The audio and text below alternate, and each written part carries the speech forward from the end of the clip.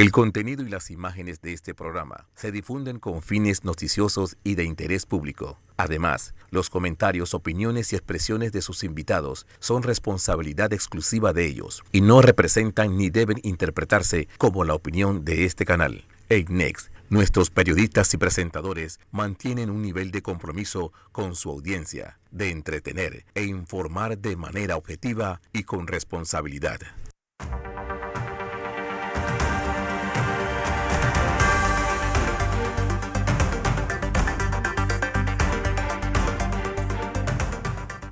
Esto es Hablando de Frente. Estamos con estudio prestado. Dejé mis tarjetas, pero con el cariño de siempre estamos aquí, como todos los jueves, a las 7:30 de la noche. Y cuando aquí no puedan sintonizarnos, estamos en las redes de YouTube de Vallarino Panamá y de Next Noticias. Para aquellas personas que me han dicho que hemos tenido algunos problemas con la plataforma de cable, en donde no nos han estado viendo, creemos que estamos haciendo todas las gestiones para lograr eso. Y además he estado coordinando con mi equipo de redes para agarrar y poder potencializar de alguna manera la llegada a través de diferentes mecanismos para que nosotros no seamos bloqueados en nuestra opinión. Yo debo empezar porque yo hice en mis redes de Vallarino Panamá, para los que lo hicieron, yo hice un pequeño test y dije que al día siguiente iba a dar una respuesta y no la di, así que voy a hacer esa aclaración. La pregunta que yo hacía era una pregunta meramente académica. Yo debo decir que el Instagram lo quiero utilizar un poco más para temas académicos. Y yo decía, le preguntaba a la audiencia que qué debía hacer un policía de tránsito que llegaba ante un accidente en donde había fallecido una persona. Que si debía pedirle la declaración directa a la persona, o si debía primero leerle sus derechos y decirle que tenía derecho a mantener silencio y a un abogado. Y luego, cuando empecé a ver las respuestas, que de hecho recibí de un juez amigo un mensaje que decía que yo estaba pidiendo consejos en las redes y tal y cual, bueno, yo lo tomo entre broma, pero en parte en serio, uno siempre aprende de todo el mundo, de los pasantes uno aprende. Pero la opinión que yo quería vertir era que tiene unas variables. Si, por ejemplo, es una unidad del tránsito, me refiero de la autoridad de tránsito, que no es policía, no necesariamente tiene la obligación de hacer una lectura de derechos a pesar de que haya una persona que haya fallecido. Si el policía que está atendiendo eso no está ante una situación en donde va a producirse una aprehensión de la persona, entiéndase que la van a retener, en teoría no habría la obligación como tal.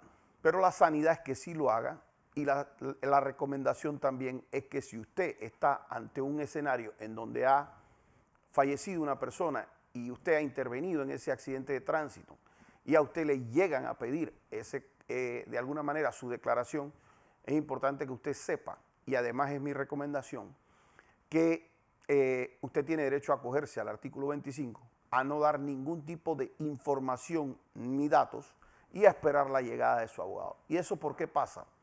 Cuando la gente está en la mitad de esa situación, está muchas veces muy nerviosa. Y a mí me ha tocado ver gente decir o complicarse con temas como decir, bueno, yo creo que venía como 45 o 50 kilómetros. Y resulta ser que 3 cuadras para atrás hay un letrero que decía 35, ¿ves? Porque era zona escolar, lo que fuera. Pero la persona se complicó por esas primeras declaraciones que hizo. Entonces, si usted está en una situación como esa, usted anote quiénes son los testigos, usted anote quiénes vinieron, usted tome fotos y guárdelas para usted de lo que ocurrió y consulte con su abogado de acuerdo a lo que ocurrió, cuál es la posición que usted va a tomar en eso. Y vuelvo y le digo, los nervios muchas veces traicionan, muchas veces, y luego complican a eso. Así que espero haber dado esa respuesta. Hoy, que literalmente voy a desnudar aquí algunas actividades del Ministerio Público, antes de eso, yo quiero referirme a algunas situaciones que realmente creo de importancia y de urgencia que se atiendan en el país en un minuto. Porque yo ya con una gasolina en $6, $7, hay que hacer algo, van a haber sacrificios. Es importante decirle porque fuéramos irresponsables si aquí nada más salimos, hay que bajar la gasolina. No es un elemento fácil, pero no es un elemento que se controlan la mayoría de las variables porque es un tema que viene de afuera.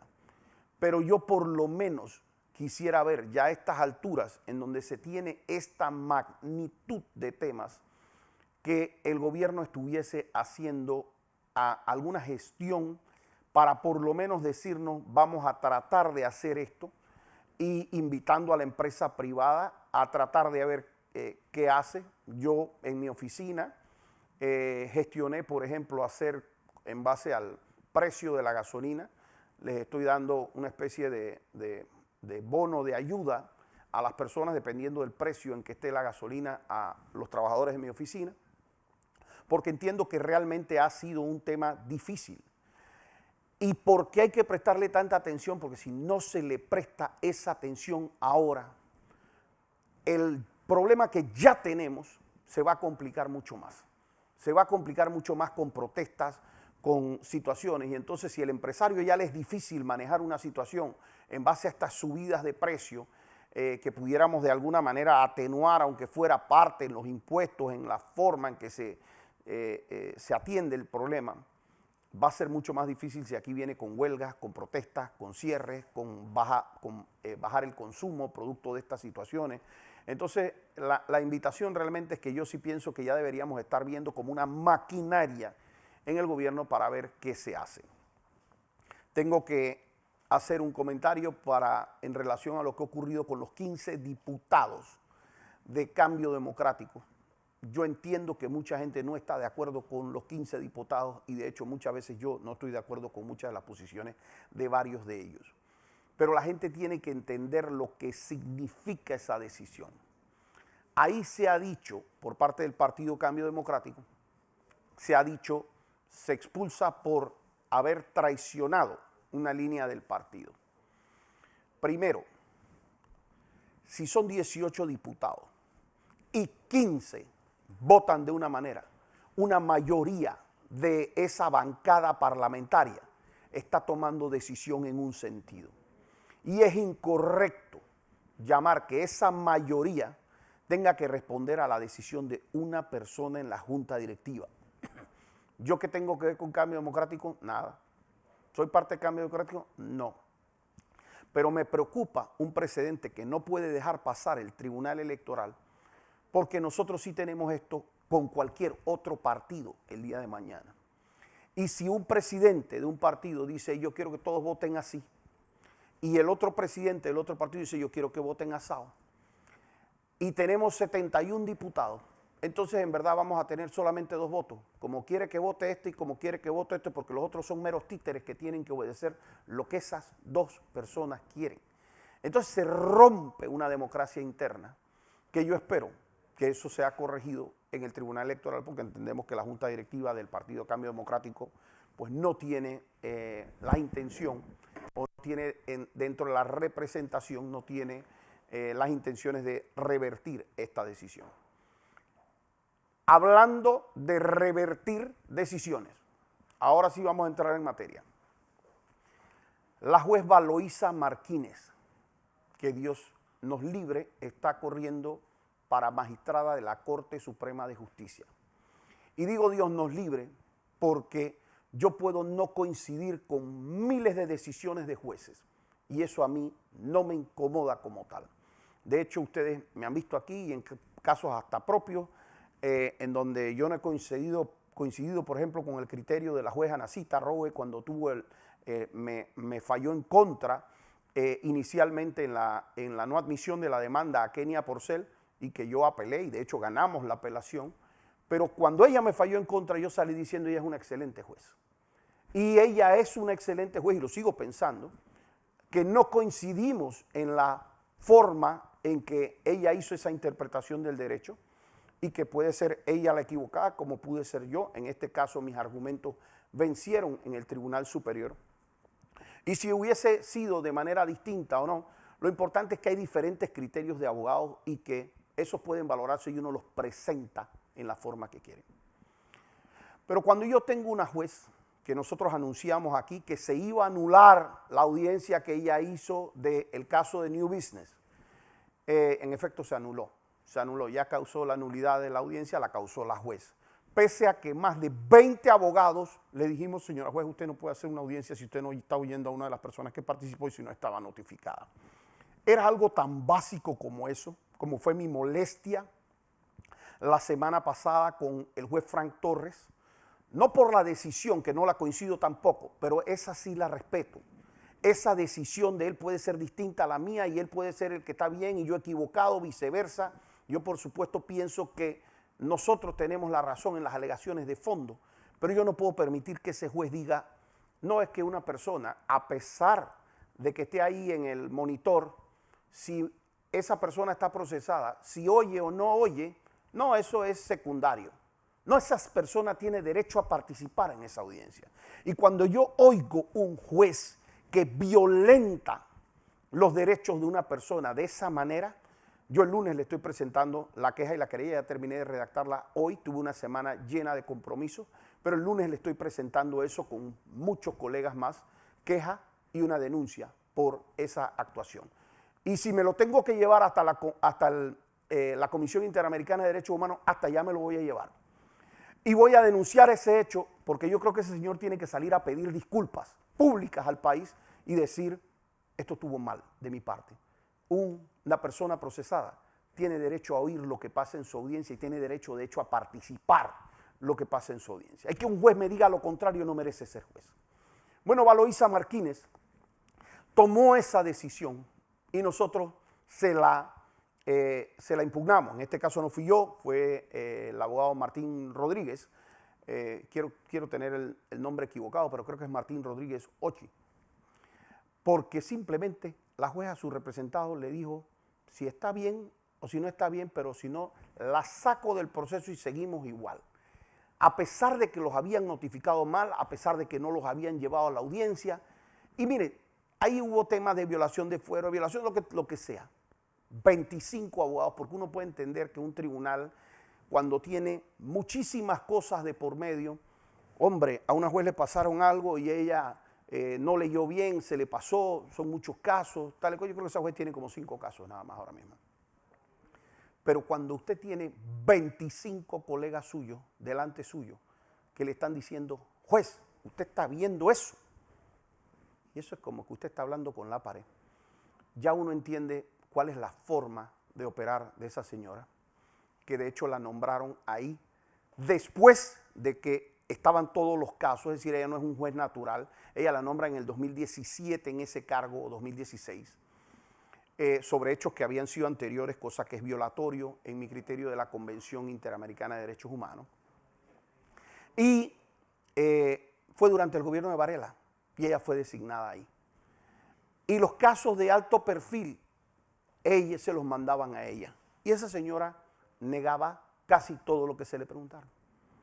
Hace menos de 4 o 5 meses, ustedes vieron unas noticias que lo doloroso de esto, y aquí voy contigo, Javier Caraballo, lo doloroso de esto es que lo hagan a nivel institucional. ¿Y por qué voy a decir a nivel institucional? Porque una cosa es que uno tenga un fiscal que sea, hombre, cualquier pelafustán, y que se agarre y se dispare y uno dice, bueno, lo van a sancionar o lo van a despedir o lo que sea. Pero fíjense ustedes, yo quiero que en pantalla me presenten la primera gráfica, por favor. Si me presentan la primera gráfica del programa de hoy. Esto es una nota de prensa del Ministerio Público que salió en diciembre. Diciembre o enero, la nota es de diciembre. ¿Y qué decía? Que condenaban ahí a Giacomo Tamburelli y que condenaban a Roberto Carretero Napolitano a 4 años de prisión y que lo hacía esta juez tercera, liquidadora de causas penales, Valoisa Martínez. Entonces, fíjense, podemos venir acá. Cuando yo veo esta noticia y que en su momento dado la comenté, me molesta, ¿qué cosa? El artículo 8 del Código Procesal Penal dice, ningún juez, ningún fiscal, ningún querellante va a poder presentar a una persona culpable hasta que acabe el proceso. Y obviamente ese no era el final del proceso, porque así como nosotros hemos tenido sentencias que han sido adversas, cuando nosotros recurrimos, ganamos en la apelación esa sentencia. Entonces ahí la persona ganó el caso. Entonces yo quiero que después de 5 meses, porque esa noticia, nota de prensa de la institución, y Javier Caraballo, tú eres un procurador, tú deberías de alguna manera mirar lo que hacen tus fiscales y lo que hace el departamento de prensa de eso. Porque aquí salió que este caso que llevaba ni más ni menos que el fiscal Adesio Mojica, entre otros, Ruth Morcillo creo que tuvo que ver también con este caso, Aurelio Vázquez con este caso, la fiscal Lizzy Bonilla tuvieron que ver con este caso, que era el caso de instrumentos musicales. Entonces, esa condena yo la vi en todos los noticieros y en todas las primeras planas de Panamá, de que habían condenado a Giacomo Tamburelli y que habían condenado a Roberto Carretero. Y si me ponen la segunda lámina para ver. Porque solamente ayer en una de las redes vi la sentencia aclaratoria cuando venía ya la parte resolutiva y decían, revocan la sentencia de Valoisa Martínez y resultan absueltos de toda culpa Tamburelli y Carretero. Pero es que no solamente resultaron absueltos, es que los peritajes que salían de ahí, que yo tengo el fallo y por eso les hablo con propiedad, y quiero decirles a ustedes, yo no conozco, no tuve nada que ver con ese caso, 1. 2, no conozco ni a Roberto Carretero ni a Giacomo Tamburelli, a título personal no los conozco, sé perfectamente quiénes son. En ese caso embarraron a Lucy Molinar también, las arrastraron en todas las redes y en todas las televisoras, que Lucy Molinar casi que era una corrupta, las guardaron en su casa, al otro casa por cárcel, al otro lo detuvieron, y muchas otras personas, no me estoy limitando a eso, pero que a nivel institucional un ministerio público hizo eso. Y no tienen la hidalguía, Javier Caraballo, de por lo menos poner en esa misma red, en esa misma nota de prensa, poner fueron absueltos. No son ustedes capaces de entender el daño que le hacen a las familias de estas personas, a ellos mismos, fuera de lo que causaron en los temas de libertad. Y les voy a demostrar que no es ni la primera y quizás no sea la última, lamentablemente, de ellos, pero que nosotros vamos a empezar aquí a hacer un balance de todo lo que ellos dijeron versus lo que realmente terminan saliendo en los procesos. Yo tuve una reunión en una ocasión hace unos meses con el procurador Caraballo y en su despacho, y yo le hice una recomendación, y de hecho si la tomara yo lo apoyo en eso. No es mi interés dañar la labor del Ministerio Público, mi interés es encaminar cómo debe ser una labor del Ministerio Público. Y yo le decía a Javier Caraballo, procurador, usted tiene que entender que le hace daño a la institución, primero porque viola la ley, cuando le violan la presunción de inocencia a las personas. Y entonces la sacan en cada red, en cada periódico, en cada televisora, en cada radio, tal y cual. Y las personas ven, le hiciste daño a la persona. Pero también 1 o 2 años después, tú mismo le haces daño al sistema. ¿Por qué al sistema? Porque habrá mucha gente que pensará, no, algunos de ellos sí lo hicieron y salieron libres, en cuyo caso tenemos 2 problemas, porque nada más es uno de 2. O el fiscal es muy malo, que no logra evidenciar las cosas, en cuyo caso mejor se hubiera quedado callado y trate de hacer su proceso para ver si lo gana. O simplemente las personas realmente eran inocentes y no tenían que pasar por esto. O había por lo menos un hecho debatible que no justificaba que tuvieran que, ¿cómo se llama?, que abanicarlos en cada medio de comunicación someterlos a detenciones domiciliarias, a prohibición de salir del país. Pero no crea que esto es un caso aislado. Si me ponen por favor en producción, porque hoy quiero hacer un punto y es el tema de cómo esto institucionalmente lo está haciendo el Ministerio Público. Por favor, póngame la siguiente gráfica que tenemos ahí en pantalla. O el siguiente.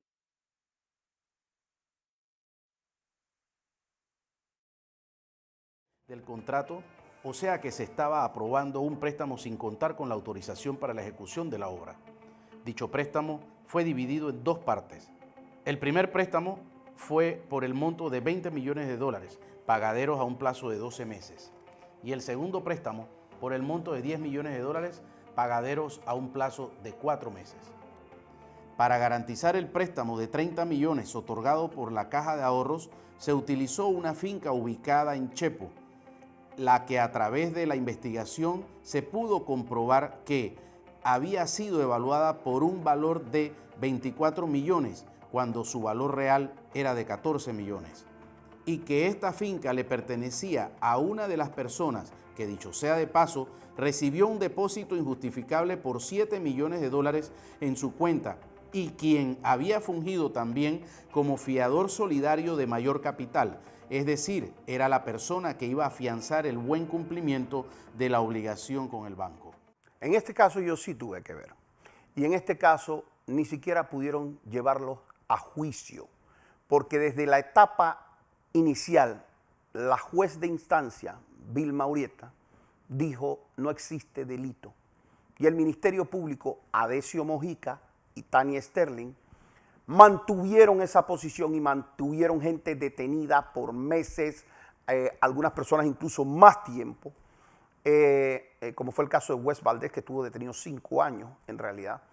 Y yo les decía, paren ya, porque ya se lo dijeron claro, se pronunció la Contraloría, se pronunció todo el mundo, el mismo banco dijo no nos falta un real. Y ellos llevaron esto hasta el final. Luego subieron donde 3 magistrados más en el Tribunal Superior y luego fueron hasta casación. En todos los casos por unanimidad le dijeron aquí no existía delito. No había que procesar a estas personas. Pero ellos, ese era el secretario general de ese momento del Ministerio Público, que ¿qué hacía durante el caso? Conferencias de prensa.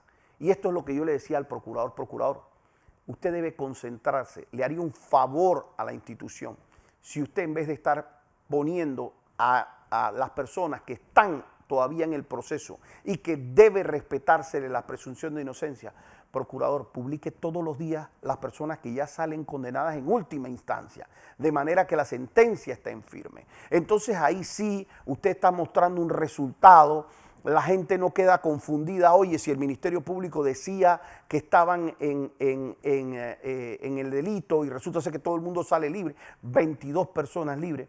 Pónganme por favor la próxima gráfica para que ustedes vean, porque yo siempre he dicho, miren, en este caso fueron 22 personas. Yo recuerdo el caso de Eleonor Zamudio, que la hicieron votar, Manuel Morales, cantidad de personas, pero Pipo Virsi, Wes Valdés, que lo trajeron con un contingente de guardias que mínimo traían a Pablo Escobar Gaviria, Tachito Ruiz, abajo Fernando Correa, Francolini, Ricardo Arango. Y yo me pregunto, ellos tienen una remota idea de lo que le hicieron a esas familias y las 22 más. ¿Alguna vez el Ministerio Público hizo videos para decir, oye, perdimos en instancia, perdimos en apelación, perdimos en casación, les pedimos disculpas a estas personas? Fueron capaces de hacer un segundo proceso, que oigan, porque yo se los digo aquí y pasa, y nosotros estamos hablando de cosas de doble instancia, de cosas juzgadas. Insisten en temas sobre un tema de blanqueo, sobre un delito precedente que les dijeron que no existía. Miren, yo estoy muy seguro, aquí arrastraron a Mayer Mizrachi, que también tiene un tema de doble juzgamiento, y estoy seguro que en su momento dado va a salir de esa forma pronunciada por un tribunal superior, porque él ya el Tribunal de Cuentas, ya otro juzgado lo sobreseyó y volvieron a abrir otra causa y no les importa. Y yo vi en estos días a Mayer Mizrachi sufriendo por esto y de verdad que lo entendía. porque de verdad que es que no paran, pero no piensen que queda ahí. Si me ponen la próxima gráfica, por favor, me voy a tomar unos 2 minutos más en producción.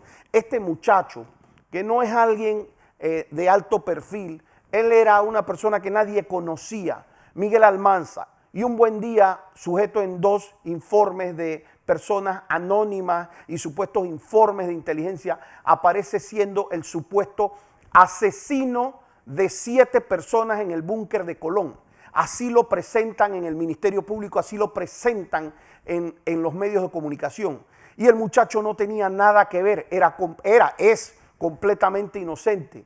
Salió desvinculado, pero nunca vi una noticia del Ministerio Público diciendo perdón, Miguel Almanza. Yo fui acusador en ese caso.